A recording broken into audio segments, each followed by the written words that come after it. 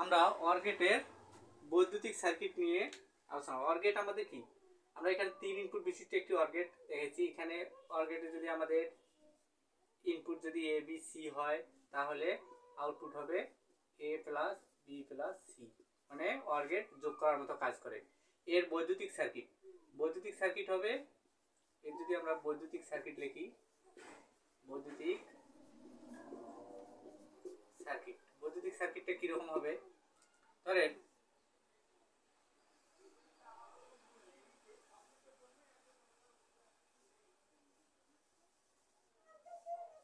এটা ধরেন লোড,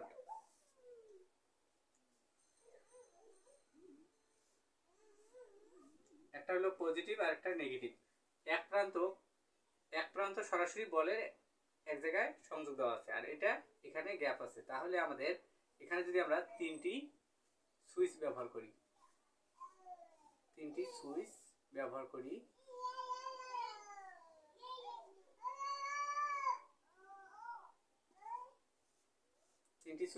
করলে কি হবে,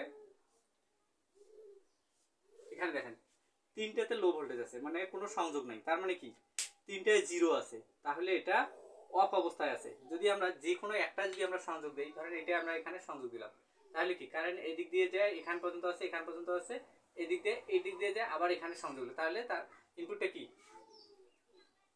তাহলে লাইটটা আমাদের অ্যাক্টিভ হলো, তাহলে এখানে হাই ভোল্টেজ হলো।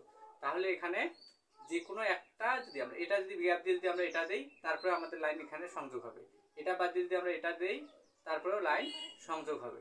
এই জন্য আমাদের অর গেটের ক্ষেত্রে এটা হচ্ছে বৈদ্যুতিক সার্কিট। যে কোনো একটা ইনপুট ওয়ান হলে আউটপুট ওয়ান হবে, আর সকল ইনপুট যদি অফ থাকে মানে জিরো হয়, তাহলে আউটপুট জিরো হবে। তাহলে এটা জিরো আছে মানে অফ অবস্থায় আছে, এটা জিরো আছে অফ অবস্থায়, এটাও অফ অবস্থায় জিরো, তাহলে আউটপুট হচ্ছে জিরো। যে কোনো একটা ইনপুট যদি আমাদের ওয়ান হয় আউটপুট হবে ওয়ান, আর সকল ইনপুট জিরো হলে আউটপুট হবে জিরো, মানে লো ভোল্টেজ। এটা হচ্ছে আমাদের অর গেটের বৈদ্যুতিক